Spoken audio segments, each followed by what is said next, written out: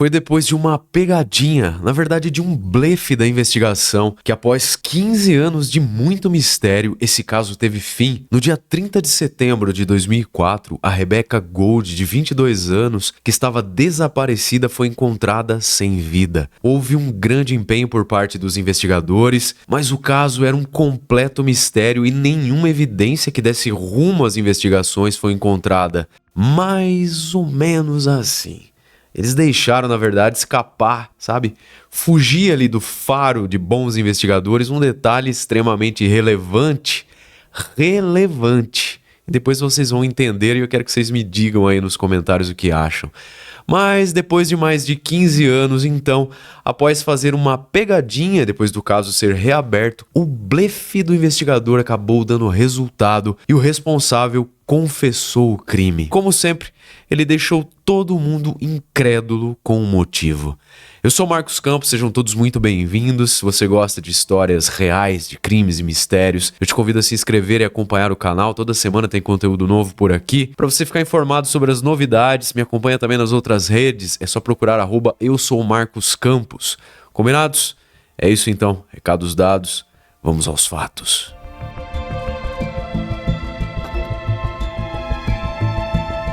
Rebecca Christian Gold, conhecida como Becca, nasceu no dia 28 de abril de 1982. Ela era a terceira filha entre as 4 filhas do casal Shirley Ballard e Larry Gold, sendo na seguinte ordem o nascimento das irmãs: a Gabrielle, a Tiffany, a Rebecca e a Danielle. E todas tinham idades que variavam entre 1 ano e meio e 2, assim, de diferença, né, de idade uma para outra. Por alguma razão, os pais delas acabaram se divorciando quando elas eram ainda bem pequenas e isso, claro, afetou bastante as garotas.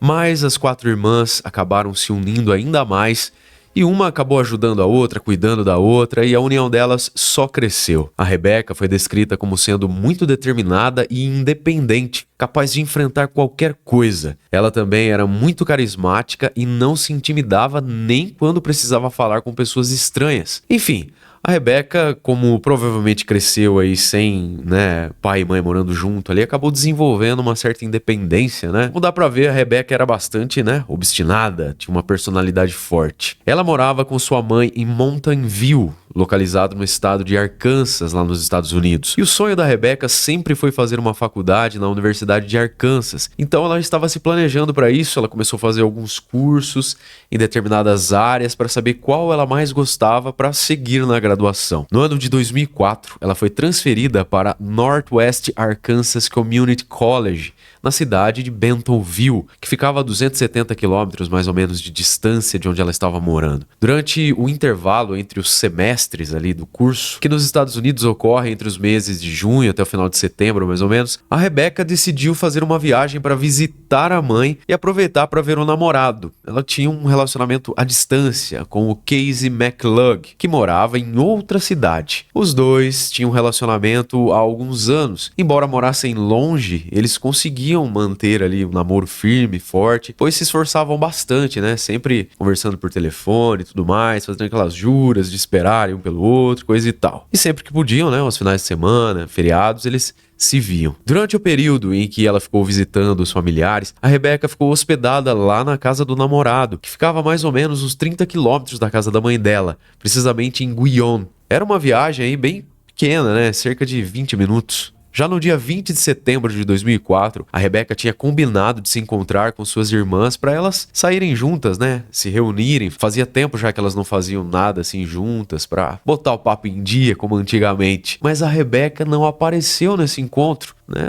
O horário que elas tinham marcado passou, as irmãs ficaram preocupadas. Elas ligaram então pro telefone da Rebecca, mas ela não atendeu. Embora toda essa situação fosse no mínimo estranha, elas não tinham motivos para se preocupar ainda, pois essa não era a primeira vez que a Rebecca simplesmente se esquecia do compromisso e não aparecia. Porém, no dia seguinte, nenhuma das irmãs conseguiu contato com a Rebecca novamente. E agora, nesse momento, elas começaram a ficar bem preocupadas. Então elas acionaram o departamento de polícia de Guion e pediram para que fosse feita uma verificação de bem-estar, né, da Rebecca lá na casa do Casey, namorado dela. Como os oficiais não tinham o endereço exato do rapaz, que como vocês vão ver, ele morava numa área bem remota, assim, meio rural, então eles foram até o local onde o Casey trabalhava. Eles tinham essa informação. Eles foram lá no restaurante onde o rapaz trabalhava, no centro da cidade, para conversar com ele. O Casey foi abordado pelos policiais ainda no início da tarde do dia 21 de setembro, e ele afirmou que também não sabia onde a Rebecca estava, pois fazia mais de 24 horas da última vez que eles estiveram juntos, que tiveram contato. Mas ele não se preocupou, pois achou que a Rebecca estava com algum familiar dela. Lembrando que naquela época, obviamente não tinha WhatsApp, né? Não tinha nenhum aplicativo que você conseguisse ter contato em tempo real com a pessoa, né? Era ali uns torpedinhos ali, ou ligação. Então, era normal não ficar mantendo contato com a pessoa que convive com você o tempo todo, como a gente faz hoje. Mas, voltando aqui então para a cronologia dos fatos, o Casey contou que no dia anterior, 20 de setembro, eles acordaram juntos e a Rebecca o levou até o trabalho dele, por volta das 8h30 da manhã, e ela deveria ter voltado para pegá-lo às 16 horas, mas no final do turno dele a Rebecca não apareceu, então ele ficou parado lá no restaurante por mais ou menos 1 hora esperando por ela, tentando contato com ela. Ele não conseguia. Até então, um grupo ali de amigos do rapaz passou ali em frente ao restaurante, pararam, conversaram com ele, explicaram que ia ter uma festa, coisa e tal. O carinha aí aceitou o convite e saiu junto com esses amigos. Eles foram então para o cinema, depois para uma festa, e por isso o jovem acabou virando a noite toda praticamente acordado e voltou direto para o trabalho no dia seguinte. Ele não teria nem ao menos passado em casa. E claro que no primeiro momento essa história toda chamou muita atenção da investigação, né? Já era de se esperar que, no caso de um sumiço entre namorados assim, o primeiro suspeito é o cônjuge, né? Mas com essa história aí do Casey, digamos que as luzinhas de alerta acenderam bem forte, né? Essa história de que foi pra uma festa, passou a madrugada inteira acordado, depois foi trabalhar direto. Estranho, mas vamos ver o que acontece.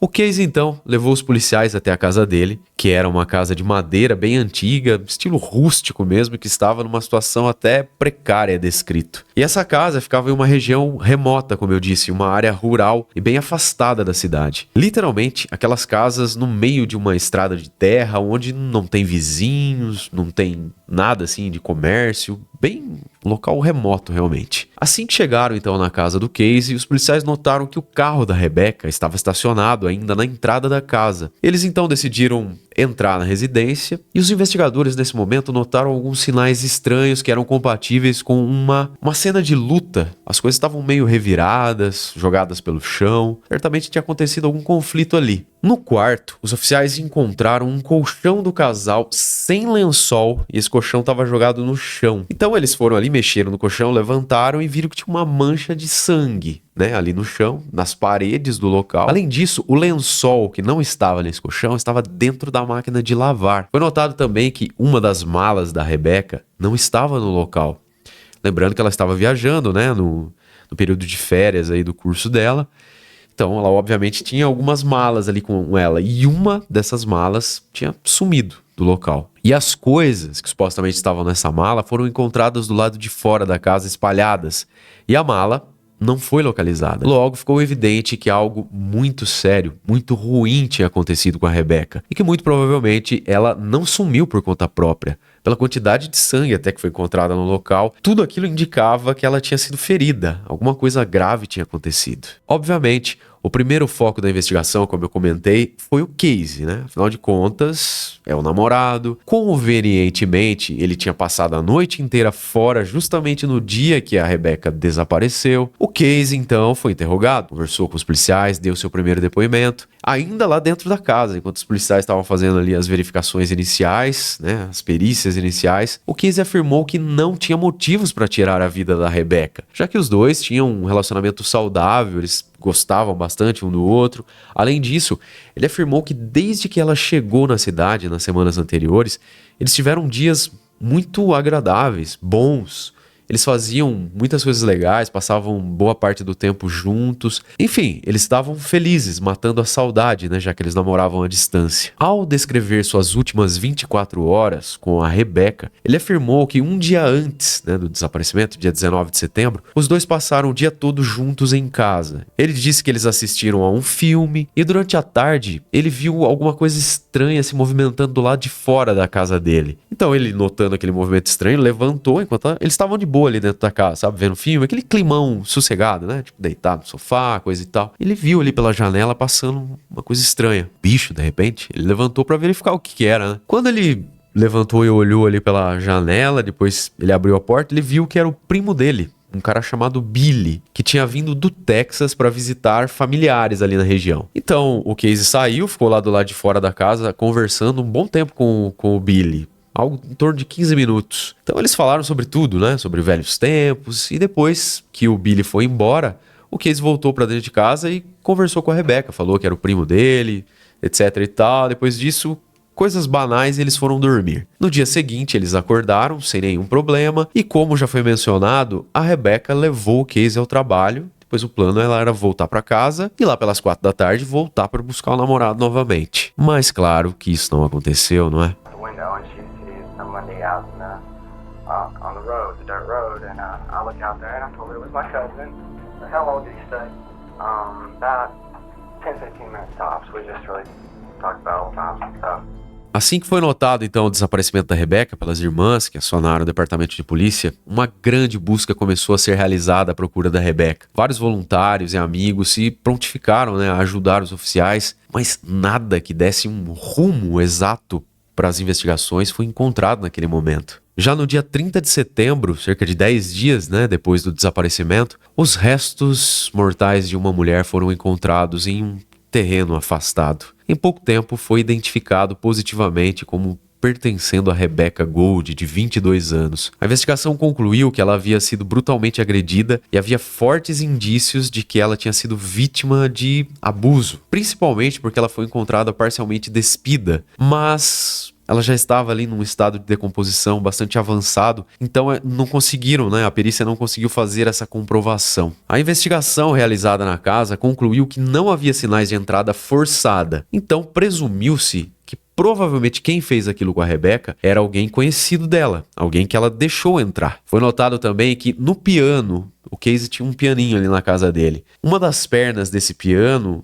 sumiu, desapareceu, sabe? Quebrada ali, ela tinha desaparecido. E os investigadores começaram a correlacionar as marcas de ferimentos que eles encontraram no corpo da Rebecca com aquele objeto que sumiu do piano ali, a perna do piano. A partir desse momento, iniciou-se a teoria de que possivelmente aquela perna de piano era a arma do crime, mas como ela nunca foi encontrada, também não conseguiram provar nada. A polícia conseguiu determinar que a Rebecca tinha sido vista pela última vez dentro de um mercado, onde ela comprou um sanduíche e foi para casa. Dentro da casa dela, da casa do Casey, né, do namorado, esse mesmo lanche foi encontrado depois quando começou a investigação e o lanche estava intacto. Então, isso dava ensejo aos policiais acreditarem que a Rebecca chegou em casa, deve ter colocado o lanche ali e nem deu tempo de comer. Tudo aconteceu ali logo pela manhã ainda. Lembrando que ela deixou o namorado por volta das 8h30, não é? Voltou para casa. Muito provavelmente ela foi agredida ainda na parte da manhã. O Casey era obviamente o suspeito principal. Ele foi investigado, foi interrogado, como a gente viu, justamente pelo motivo de que era bastante conveniente o fato dele criar uma história dessas justamente no dia que a namorada desaparece. Mas será que é só uma coincidência?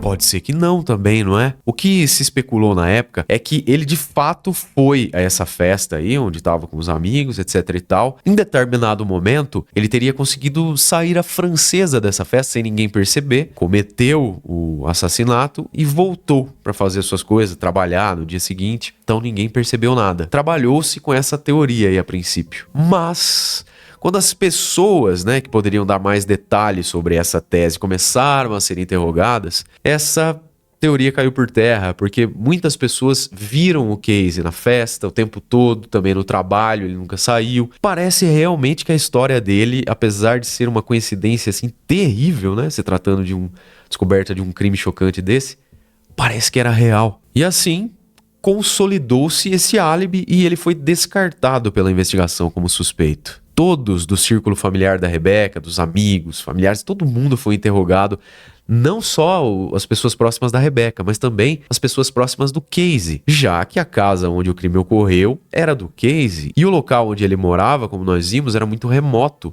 e se suspeitava que a pessoa teria que ter conhecimento da área. Inclusive, o primo Billy, aquele cara que foi lá, que passou do lado da janela lá, que o Casey ficou meio assim, achando que era um bicho, foi lá verificar, era o primo, não é? Então, esse cara também foi ouvido, tá? Ele foi questionado, já que ele foi até a casa, né, do Casey, da namorada, um dia antes dela desaparecer. Mas nada que indicasse que ele poderia ser o criminoso foi encontrado. E por falta de evidências e provas, o caso acabou esfriando. E esse cara também, a princípio, foi descartado. E o tempo foi passando, virou um cold case. O caso foi arquivado. Então, quem poderia ter feito isso com a Rebecca? Era uma casa isolada no meio do mato. Agora precisaria encontrar os motivos e a oportunidade. A oportunidade é o fato dela ter ido levar o namorado e voltado para casa sozinha num lugar remoto. Resta então o motivo.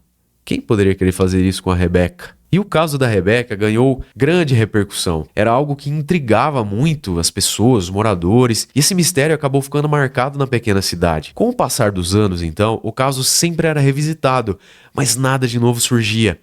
E além disso, com o crescimento do ramo de true crime, né, com vídeos no YouTube, plataformas e podcast, enfim, a história da Rebecca começou a ganhar volume, sabe? Começou a ser conhecida mundo afora, divulgada por todos os lugares. O que fez com que o departamento de polícia de Guion recebesse muitas denúncias, mas na maioria das vezes eram só boatos, trotes e sugestões que infelizmente não levavam a nada. Com mais tempo passando, né, com o passar dos anos, a tecnologia também acabou sendo aprimorada e essas evidências que foram arquivadas do caso começaram a ser submetidas novamente a testes mais avançados, com a esperança de que alguma evidência biológica fosse encontrada.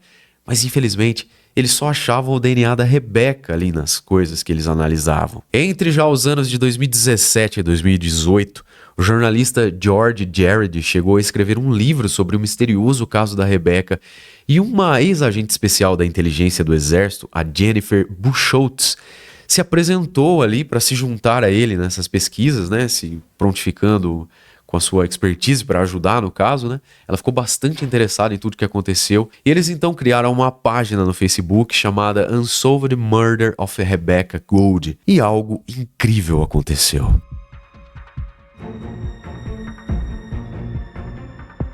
Um homem chamado William Miller passou a se comunicar com eles através de mensagens pela própria página. E ele parecia estar muito informado, sabe? Preocupado com o assunto. O tempo todo, esse cara aí queria estar à frente das investigações, falando sobre rumores, especulações. Sabe? Aquele cara que quer se manter informado sobre as novidades. Uma curiosidade assim que despertou a atenção deles. E esse cara, esse William, descobriu-se que na verdade era ninguém mais, ninguém menos. Vamos ver se vocês adivinham aí. Pois é, o primo do namorado da Rebecca, o primo do Casey, aquele mesmo, o cara estranho que passou na janela lá enquanto eles estavam de boa naquele dia 19, aliás, né? Que havia estado lá na casa um dia antes do crime, conversado com o Casey, coisa e tal. Era ele. O Billy. Na época do caso, onde tudo ocorreu, vocês lembram que ele foi interrogado? Mas ele foi liberado. E menos de 24 horas depois, ele simplesmente viajou de volta para o Texas. A polícia analisou a ficha dele, algo que não foi feito na época. E descobriu que em 2002, o Billy já tinha sido apontado como um suspeito no caso de uma agressão íntima de uma menor de idade. Mas, por algum motivo, ele não foi processado e nem acusado formalmente. Além disso, pouco depois, ele foi acusado de agressão doméstica contra sua ex-esposa. Ele chegou a ser preso por alguns meses, sendo solto pouco tempo antes do crime contra a Rebecca. Todo o seu histórico e também sua atitude suspeita pelas mensagens enviadas pelo Facebook, agora, né, recentemente, foram vistos como algo muito estranho, mas infelizmente não havia muito o que ser feito, já que desde 2004, poucas semanas depois do caso da Rebecca, ele tinha se mudado para as Filipinas, onde havia estado todos esses anos. Ele se casou, teve vários filhos, morava em uma casa rural com plantações, criações de animais e também trabalhava em uma plataforma de petróleo. Os policiais só poderiam interrogá-lo quando ele estivesse em território americano e eles não sabiam quando nem onde isso poderia acontecer. O que restava então era esperar.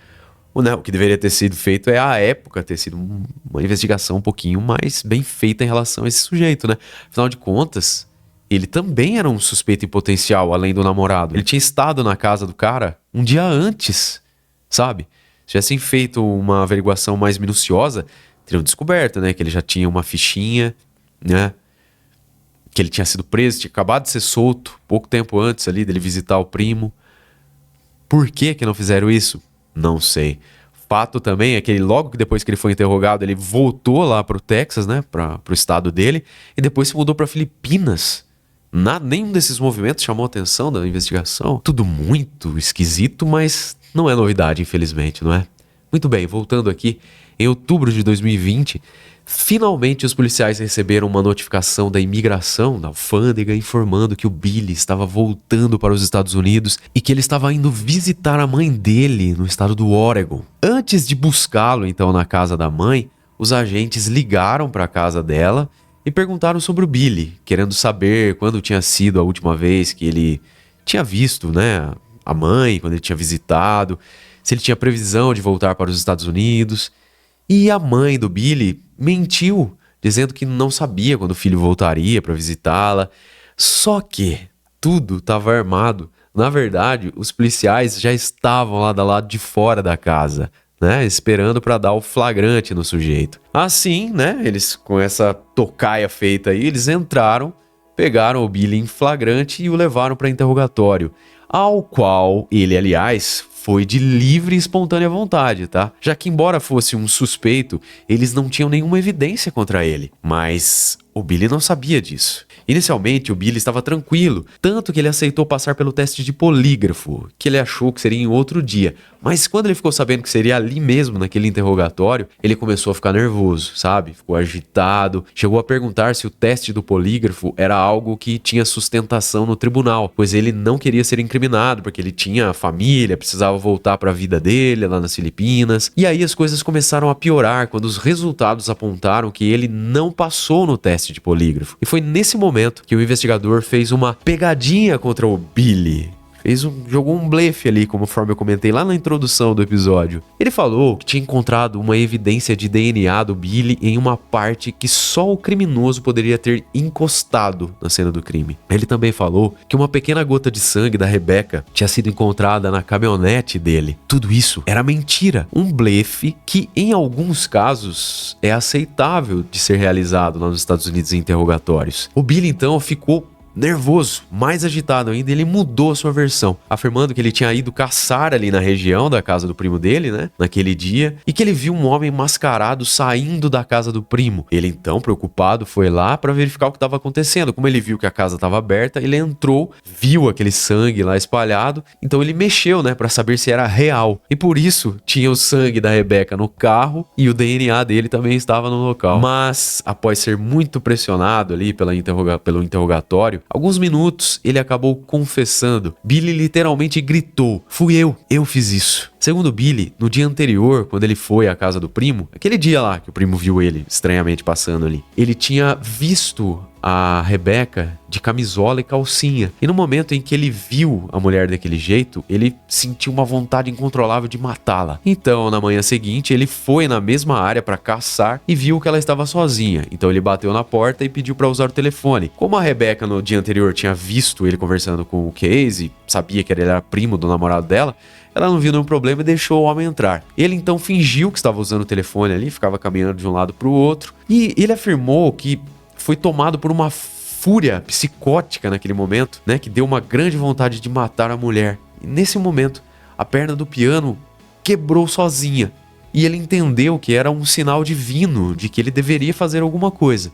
Então ele pegou aquele pedaço de madeira e foi atrás dela, que estava lá no quarto, e a agrediu até ela perder a vida. Fez ali, tentou colocar ela dentro de uma mala, mas como ela não coube, Ele levou parcialmente aberta mesmo até o carro dele, colocou ali no porta-malas, voltou na casa, limpou ali do jeito que dava, com um alvejante, e foi pra desova. O Billy afirmou que não tinha motivos, que ele nunca violou e foi só pela raiva mesmo que ele sentiu naquele momento, como se fosse um ataque psicótico. Eles também não se conheciam, mas os investigadores discordavam frontalmente dessa versão. Pois devido ao histórico do Billy, né, a maneira como ele descreveu a moça de camisola e calcinha, pelo fato de ela ter sido encontrada semi-despida, acredita-se que o motivo realmente tenha sido de cunho sexual e que ele violou sim a moça. Mas isso nunca pôde ser provado, né, pela questão ali do avanço da decomposição à época, e ele também nunca confessou essa parte. Muito bem, em 7 de novembro de 2020, William Miller foi acusado de homicídio em primeiro grau, preso e extraditado para o Arkansas. E ao chegar lá, ele se declarou inocente. Só para constar, pessoal, Will, Willie, Bill, Billy são todos apelidos para o William, tá? Lá nos Estados Unidos. E o pior é que todo o seu depoimento poderia não ser aceito pelo júri, caso todos os jurados ali do tribunal entendessem que aquilo era ilegal. Sabe por quê? Porque o investigador, né, durante todo aquele movimento que estava acontecendo ali da pegadinha, do blefe, não leu os direitos de Miranda para o Billy quando ele estava sendo preso. E essa advertência de Miranda aí é aquela coisa lá de você tem o direito de permanecer em silêncio, tudo que você disser pode ser usado contra você no tribunal, etc e tal. Mas, apesar disso, o Billy acabou tendo medo de ir a júri popular, né, acabar ser condenado à pena capital, então ele fez um acordo com a promotoria para se declarar culpado e não ir ao tribunal do júri. Então ele confessou. Assim, em 18 de outubro de 2022, o Billy foi condenado a 40 anos de prisão. O que dá pra dizer desse caso, não é, pessoal? Infelizmente, mais uma investigação, de certo modo, leviana. Tudo bem que a época poderia não ter tanto recurso ainda assim, né, pra fazer um negócio mais bem feito, mas dava pra ter chegado no cara antes, não é? Por todas as circunstâncias aí que aconteceram. E outra coisa também que eu acredito é que realmente foi de cunho sexual, né, o motivo. O cara deve ter visto a mina lá de camisola, calcinha, ficou doido e aquilo foi o start, né, pra ele virar a chavinha de doente da cabeça dele, voltou lá com premeditação. Mas e você? O que você achou dessa história toda? Discorda disso? Acha que foi uma outra casa, um outro motivo que deu ensejo ao crime? Deixe nos comentários. Espero que vocês tenham apreciado nosso trabalho de hoje. Obrigado pela companhia. Um beijo do Ruivo e até o próximo episódio.